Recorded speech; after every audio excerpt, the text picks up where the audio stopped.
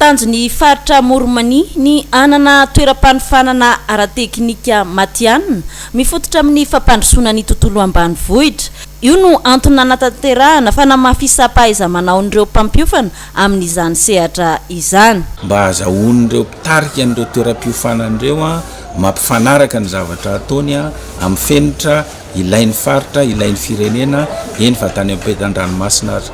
Ny faharoa koa dia hoe ahoana no azahoan'ireo toeram-panofanan'ireo mitarika sy mitondra ary mampiatra tsara izany fomba fanofanana izany.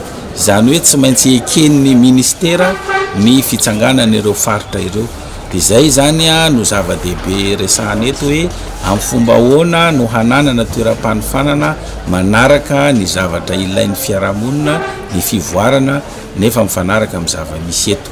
Mba azahoana manatanteraka an'izany moa dia tsy maintsy misy ireo atao hoe olona maharitra, dia ao zany le atao hoe sekretariat teknika izay avy amin'ny ministera maromaro manampy ny fampiodinana sy fampandehanana te hitambajotra ny toeram-panofanana eto amin'ny faritra Moromania reto. Zava-dehibe ny famolavolana mpampiofana mba ahafahana manana teknisianina ampy fahaiza-manao.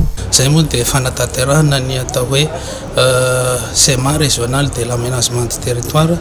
Misy ihany koa zany le hoe plan cadre de développement régional izay mamolavolana izay atao hoe personne qualifiée zay mba ahafahana mampiroborobo zany ny fampandrosoana ny faritra amin'ny ankapobeny, satria rehefa manana n'izay atao hoe olona voafana tsara zay zany dia afaka manetsiketsika ireo tsokazy fampandrosoana maro samihafa izay misy amin'ireny établissement d'enseignement technique et de formation professionnelle.